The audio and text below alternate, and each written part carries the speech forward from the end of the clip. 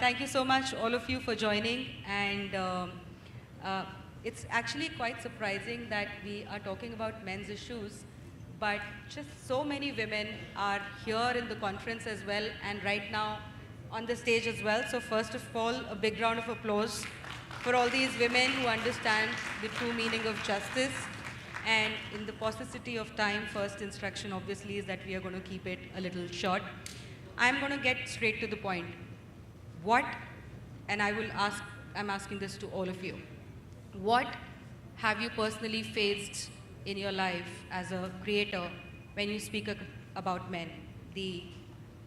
From the abuses to challenging your, understanding of justice or anything, whatever your experiences have been, how tough or how easy is it to talk about equal justice today? We'll start with you, Priya, and then we'll move this way. Hello. Okay. So I'll give you a little history first कि मुझे सबसे पहले as a creator क्या responsibility हो कैसे पता चला. तो मैं एक law student हूँ and I've read about feminist movement. तो first, second और जो current wave of feminism है वैसा. So the first wave of feminism में आप anti-dowry laws होने चाहिए, sorry, होने चाहिए. No, it's working. बीच में हट रहा है. हाँ. Am I audible now? So the first wave में हम societal structure को question कर रहे थे. In the second wave upon systematic changes मांग रहे थे, legal reforms मांग रहे थे, anti-dowry laws होने चाहिए, criminalization of rape थोड़ा stronger होना चाहिए, 73rd, 74th amendment होना चाहिए, तो legal reforms मांग रहे थे. The current structure of feminist movement जो मैंने first hand experience किया वो intersectional है. For example, मेरा first encounter जब ऐसे movement से हुआ था was the Me Too movement जो बहुत widely social media की वजह से tier 3 city के लोगों को भी पता था.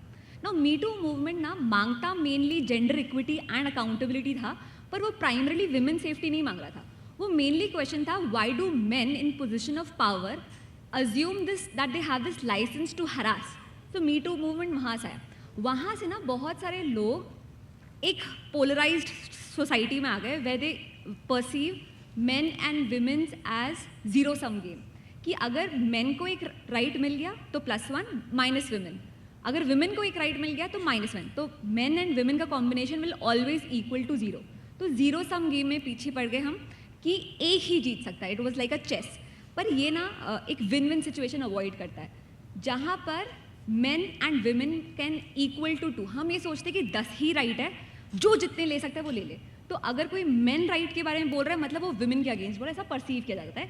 और अगर कोई विमेन राइट के बारे में बोल रहा है तो वो अगेंस्ट हो जा रहा है. Even in the most obvious of all Atul Subhash case में भी अगर कोई बोल रहा है तो उसमें भी आता था कि if you are supporting a man even that obvious it means may be are not supporting the women right activist, वैसा हो जाता है. तो जीरो सम गेम को हटा के ये देखना होगा कि हमारा कॉन्स्टिट्यूशन ना इतना ब्रॉड है, वी कैन वर्क फॉरवर्ड कि न्यूमरस लॉज बनाए जा सकते हैं, न्यूमरस राइट्स बना सकते हैं. ऐसा नहीं कि सिर्फ 10 ही राइट बनाया जा सकता है.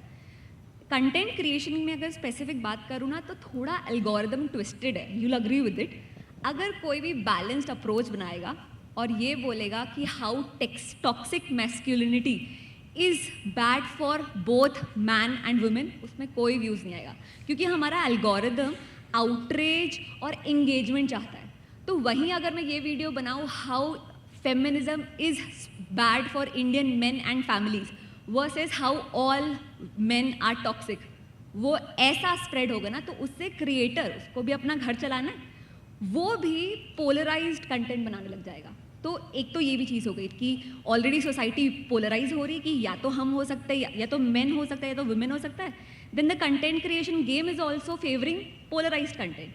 तो उन सब में मुझे लगता है कि we need to strike a balance कि हाँ we need to understand that this patriarchy ही जड़ है जो अगर वो बोल रहे कि women needs to be in kitchen and men don't cry तो वो patriarchy का ही shared evil है. तो we need to strike a balance और ये कॉम्पिटिटिव विक्टिमहुड नहीं होना चाहिए, शेयर्ड अकाउंटेबिलिटी क्रिएट हो सकती है मेन और वुमेन के बीच में. एंड आई थिंक जो हम इन्वेस्टिगेटिंग ऑफिसर्स और जजेस को जेंडर सेंसिटिविटी के बारे में बोल रहे हैं तो ट्रेन निकल गई स्टेशन से, बहुत चिड़िया चुग गई खेत. स्कूल से फिल्मों से जेंडर सेंसिटाइजेशन स्टार्ट होनी चाहिए कि अगर बहन बाहर जा रही है तो भाई साथ में रहेगा, या फिर ये रो सकता है वो नहीं हो सकता है। जेंडर सेंसिटाइजेशन स्कूल से स्टार्ट होनी चाहिए, that both can cry, both can work in the kitchen, balance needs to be trained. But Priya, has it ever happened that you made a video on legal awareness? You have done now a lot on misuse of laws, and you saw a lot of criticism. ये what अबाउटिज्म तो हर बार ही होता है, चाहे वो politics हो या फिर gender issues हो। अगर आप कोई एक इशू के बारे में बोल रहे हो, हमेशा 10 क्वेश्चन ये होते हैं कि उसके बारे में क्यों नहीं बोला, which means you're biased about that. अगर किसी भी इशू, अब मेरे को ना थोड़ा सा लीगल टेक्निकलिटी भी लगता है as a women, so I am not a flag bearer of all content creators, मैं सिर्फ पर्सनल एक्सपीरियंस से बोल रही हूँ कि अगर कोई विमेन इशू हो रहा है, कोई भी लड़की यहाँ पे भी खड़े होकर बोले कि मेरे बाजू वाले ने मुझसे छेड़ा या फिर गलत से भागी, I will relate to that, because as a 8-year-old to a 34-year-old I have been witnessing that. Whereas जब मेन के इशूज़ मेनली होते हैं, मेरे सामने जितने भी आए वो इकोनॉमिक इशूज़ होते हैं, so that becomes hard to relate to. तो जैसे अगर अतुल सुभाष वाला भी केस आया, I had to read for a few days to understand हुआ क्या to make a content. Whereas a harassment of women issue is so relatable, it feels as close to home that you can make a content on it. So when you not speak about it, ये presume कर लिया जाता है कि you have a bias about it, and therefore it stops me कि यार और पढ़ के बोलो या तो फिर, तो it happens. Whataboutism तो होता है. Akash, what's your experience been? So first of have all, feminists gone after you ever? हाँ जी, मुझे बड़ा अच्छा लग रहा है यहाँ बैठ के।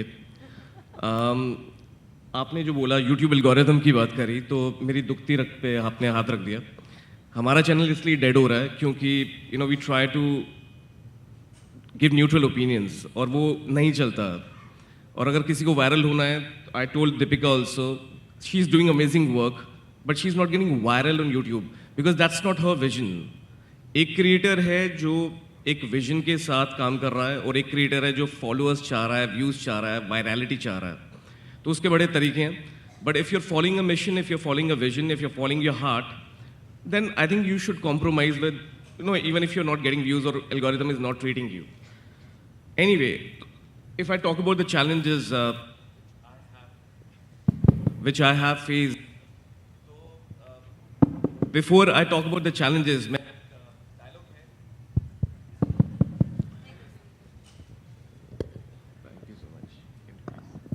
okay, so एक डायलॉग है शोले मूवी का, जिसमें बड़ा मशहूर है, सब नहीं सुना होगा, कि जब कोई बच्चा रोता है दूर दूर तो उसकी माँ बोलती है कि बेटा चुप हो जा, नहीं तो गब्बर आ जाएगा। आप सबने सुना होगा, बट एक डायलॉग नहीं सुना होगा जो शायद आएगा अभी कुछ आगे वाले टाइम में। आज 2025 चल रहा है, I think we all should agree कि 2030 में एक डायलॉग होना चाहिए जो अभी की रियलिटी नहीं है बट होनी चाहिए, कि बेटा कोई भी लड़की अगर या कोई भी लड़का अगर किसी पे फॉल्स केस कर रहा है तो बेटा मत कर, नहीं तो दीपिका आ जाएगी।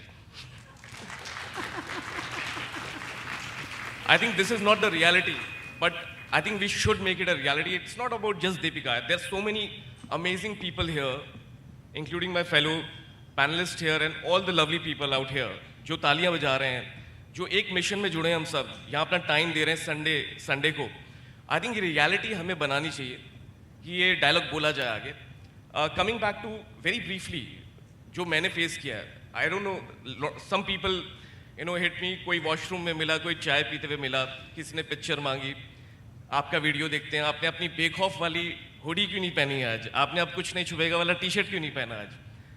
आपको एक बात बता देता हूँ कि जो बेक ऑफ क्रिएटर होता है, जो क्लेम करता है कि अब कुछ नहीं छुपेगा, उसकी भी बड़ी स्लीपलेस नाइट्स होती हैं, क्योंकि अल्टीमेटली जैसा आपने बोला, if you have to survive even for a vision or a mission, you need some backup.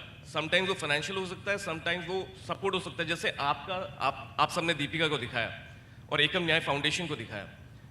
But कई बार बहुत मुश्किल हो जाता है, because even if you have passion to really fight, be the voice for the voiceless। मेरे को एक case याद आता है जोमेटो का, और आपने जैसे बोला फेमिनिज्म की बात करना बड़ा ईजी है, तो एक मूवमेंट चली थी, इट्स हर चॉइस।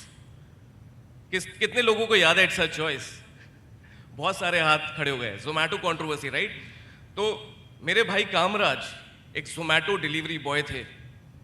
जब हितेशा चंद्रानी ने उनके खिलाफ रो के ट्विटर पे एक ट्वीट डाला तो वायरल हो गया तुरंत, सब लोग हितेशा के सपोर्ट में आ गए। अगर आप वो देखेंगे, वो जमाना, वो टाइम, तो वहाँ एक ट्वीट बेक ऑफ क्रिएटर का भी देखेंगे, जिन्होंने ट्वीट डाला और उसके पीछे गालियां, उसके पीछे बहुत सारा बैकलैश, उसके पीछे बहुत सारी trolling.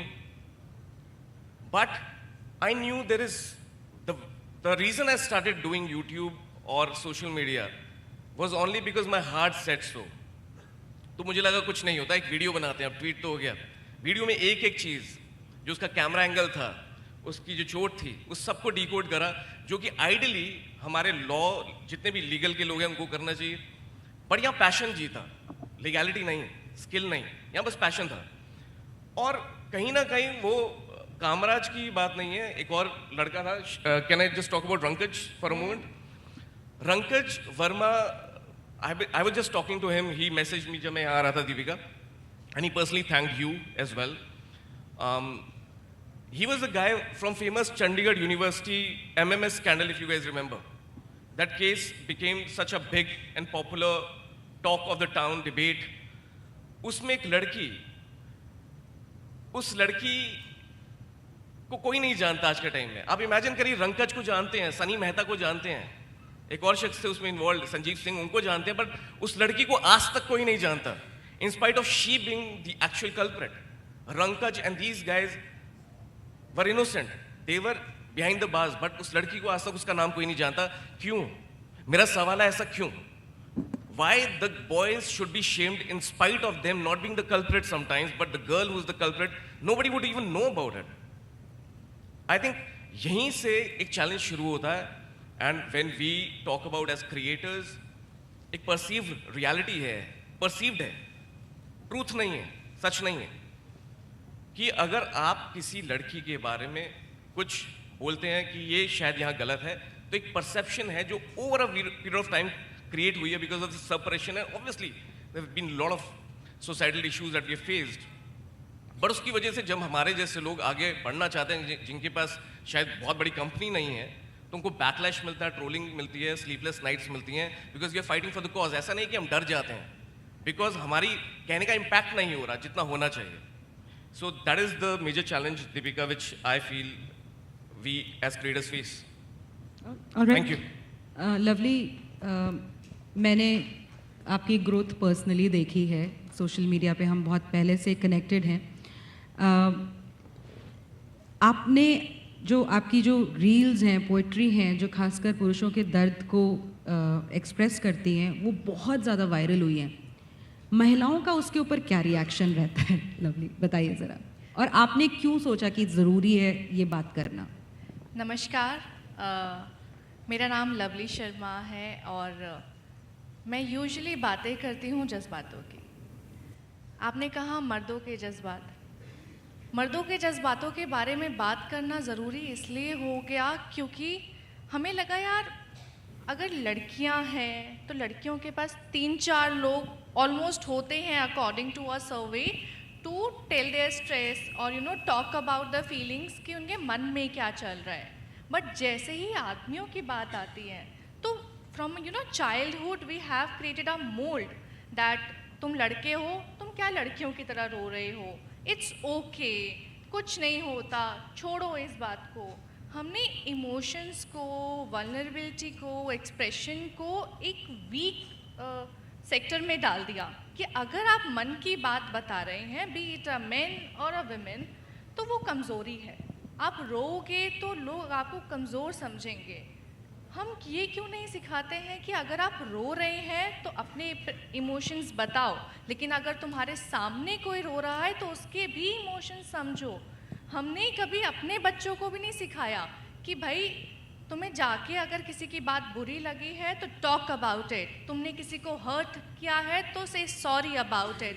We always say let it be, जाने दो, छोड़ दो. हमने हर चीज़ को इतना ज़्यादा टेकन फॉर ग्रांटेड कर दिया कि अब हमें आके बात करनी पड़ रही है कि नहीं, जज्बात होते हैं, जिंदा होते हैं. हम लोगों को लोगों के काम से नहीं, उनके इंसान होने की वजह से जाने और उनकी इज्जत करें, वो बहुत ज़रूरी हो गया है. As a creator I think I will put that aside, but as a women when I talk about man, तो सब ये बोलेंगे कि ये अटेंशन के लिए कर रही है, she is a pick me women. You have also heard that कि इसको अटेंशन चाहिए लड़कों की, इसलिए लड़कों के बारे में बात कर रही है. But I have a question to everybody listening, that if I talk about man, does that erase the women suffering? No. मेरे आदमियों के बारे में बात करने से औरतों की पीड़ा ख़त्म नहीं होती है. औरतों की पीड़ा भी है, आदमियों की पीड़ा भी है. पीड़ा को पीड़ा समझा जाए, इंसान को इंसान समझा जाए. हम अपने आप को और अपने बच्चों को आई थिंक ये समझाएं कि इंसानियत मायने रखती हैं. सही इंसान के पास रहो, सही इंसान को दोस्त बनाओ, गलत इंसान से दूर हो जाओ. चाहे वो फिर गलत पेरेंट हो, गलत दोस्त हो, गलत रिलेटिव हो, गलत इंसान से दूर होना बहुत ज़रूरी है. Lovely, amazing actually, deserves an applause. Kabhi, because now you have such a huge following, and you know, Akash, you also have, I mean, all of you are like absolutely extraordinary. Lovely, कभी compromise करना पड़ा है content में? कोई brand ये बोले कि नहीं आप थोड़ा soft हो जाओ, इतना कोई जेंडर में इतना मत जाओ, या इन इश्यूज के ऊपर ना बोलो, क्या ब्रांड्स यूजुअली बोलती हैं? लोग एक्चुअली वही बोलते हैं, बायस्ड हो आप ना ऑब्वियसली अटेंशन के लिए कर रहे हो, you don't have emotions for women. Women भी तो करती हैं, आप उनके बारे में बात क्यों नहीं करते हो? गलती मीडिया, सोशल मीडिया, ऑडियंस सबकी है, क्योंकि हमने एक ना एक दैट नैरेटिव सेट किया हुआ है कि अगर किसी के बारे में कोई न्यूज़ हुई, फॉर एग्जांपल दैट कामराज, रंकज, कुछ भी न्यूज़ आया तो हमने उसको गिल्टी बता दिया. कोर्ट क्या बोलेगा, कब बोलेगा, उससे तो किसी को कुछ फ़र्क ही नहीं पड़ता है. If it is in media it is right. अगर इतनी बात उठ रही है तो उसने कुछ तो गलत किया होगा.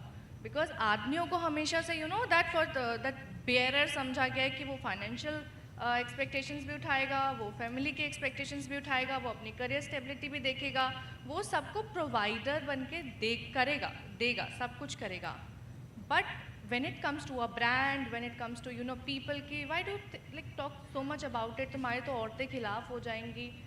Honestly speaking, अब ना मुझे डर लगने लग गया है कि अब जब कोई लड़की आके मुझे बोलती है ना कि आई सी योर वीडियोज़, तो मुझे लगता है कि चलो ठीक है, कुछ लड़कियां अच्छी बची हैं, लेकिन मुझे नहीं पता कि कब कौन लड़की आके ये बोल दे कि I don't like you and slap me. I have even not a single trust in now life कि अगर कल किसी लड़की का मेरे हस्बैंड के साथ झगड़ा हो जाता है, मेरे भाई के साथ या मेरे फादर के साथ झगड़ा हो जाता है, और वो लड़ाई करके कुछ उल्टा सीधा बोल के चली जाती है, and we go to a police station, and police में अगर हम कंप्लेन करवाते हैं, वो भी यही बोलेंगे लेडीज़ है, जाने दो. वी हैव एक्चुअली अपने अधिकारों को, अपनी चीज़ों को जो उनको मदद के लिए मिली गई थी, उनको हमने हथियार बना के ऐसे सामने खड़ा कर दिया है कि अब कोई भी आ जाए, औरतें कपड़े फाड़ के खड़ी हो जाएंगी, आदमी कुछ नहीं कर पाएगा. लेकिन अगर आदमी कपड़े फाड़ के खड़ा हो जाए तो औरतें सिर्फ हंसेंगी, कुछ नहीं होगा. And I would like to say to everybody listening, अगर आपको मेरी बातें अच्छी लगती हैं इट्स गुड, नहीं अच्छी लगती हैं तो भी इट्स गुड. आप अपने घर पे बैठे हैं, मैं अपने घर पे बैठी हूँ, मुझे ना आपसे पैसा मिलता है, ना मुझे आपके यहाँ से मेरे घर में राशन आता है, neither you society pay the bills of my house, तो I don't give a damn. I speak about the truth, I speak about the dignity of men, I speak about what is right, and that is respect. आदमियों को इज्जत मिलनी चाहिए, आदमियों को express करने का हक होना चाहिए, और आदमियों को अधिकार मिलने चाहिए ये बोलने के लिए कि हम इंसान हैं, आदमी बाद में. Thank you so much, that's amazing, lovely. मैं बस एक छोटी सी चीज़ ऐड करना चाहूँगी कि वो लोग जो ये बोलते हैं कि आपको क्या ज़रूरत है आदमियों की बात करने की, तो मैं बस उन लोगों को यही बोलना चाहूँगी कि महिलाओं के लिए सिर्फ बात करने के लिए तो करोड़ों लोग हैं ही हैं, वो तो अलग चीज़ है, पर अगर आप जो हमारा एक सिस्टम है, सिस्टमिक सपोर्ट है, उसको देखें तो उनकी बात करने के लिए NCW भी है, स्टेट कमीशन फॉर विमेन भी है, women and child development ministry भी है, हर पार्टी की अपनी विमेन रिप्रेजेंटेटिव्स भी हैं, हर पार्टी की महिला मोर्चा भी हैं. तो अगर इतनी सारी चीज़ें होने के बाद भी अगर एक लवली, एक दीपिका, एक जागृति, एक आकाश, एक प्रिया अगर आपको अखर रहे हैं तो दिक्कत आपकी आंखों में है। हमारे जागृति, आप मीडिया से हैं और आप मेरी बहुत ही ज़्यादा लंबे समय से दोस्त हैं। हम लोगों ने साथ में प्रोटेस्ट्स किए हैं, हम लोगों ने साथ में दिल्ली पुलिस की बसों में धक्के खाए हैं। जागृति की तो बाजू मरोड़ दी थी एक मैम ने दिल्ली पुलिस की, इसको इतना हर्ट कर दिया था एक प्रोटेस्ट में, और ये कुछ बोल भी नहीं पाती है। तो हम लोग बहुत समय से एक्टिविज्म में साथ में हैं। जागृति, मीडिया में मतलब अतुल सुभाष के केस के बाद तो थोड़ा सा इन्वायरमेंट में चेंज आया है, बट हम लोगों का एक बहुत लंबा सफ़र है। मीडिया की जो बायस है पुरुषों के इश्यूज़ के ऊपर बात करने के लिए, उसके बारे में कुछ रिफ्लेक्ट कीजिए। जी, मैं एक लंबे समय तक मेन स्ट्रीम मीडिया में रही हूँ और मेरे पति लंबे समय तक लॉ मेकर रहे हैं, और विडम्बना ये है कि मेन स्ट्रीम मीडिया में रहते हुए जेंडर बायस्ड लॉज को कहते और लिखने के लिए मुझे सपोर्ट नहीं मिला। और जब मेरे पति पर एक महिला ने 1 दर्जन से ज़्यादा झूठे केसेस दर्ज किए, तो बीइंग अ लॉ मेकर वो लॉ की किताब में अपने लिए लॉ खोज रहे थे। तो She is talking about Anubhav Mohanty ji. I really want to honor him and acknowledge him. He has been a great supporter and immensely helpful, and he has obviously raised voice about these issues in the parliament as well. Yes, Jagriti. तो law makers को ये समझने की ज़रूरत है कि अब appeasement की राजनीति छोड़िए, बैलेंस की बात करते हैं, इक्वालिटी की बात करते हैं। जब भी कोई पुरुष पीड़ित होता है, उसका परिवार पीड़ित होता है, तो इन बातों में मत पड़े कि रेशियो महिलाओं का ज़्यादा है या पुरुषों का रेशियो कम है। और कम ज़्यादा आपको पता कैसे चलेगा जब उनके हक में वो अधिकार ही नहीं है जिसके तहत रजिस्ट्रेशन हो सके उनकी कंप्लेंट्स, FIRs। तो जब रजिस्टर ही नहीं कर सकते तो आपको रेशियो पता कैसे चलेगा। और दूसरा, यदि रेशियो कम भी है तो इससे किसी इंडिविजुअल की पीड़ा कम नहीं हो जाती।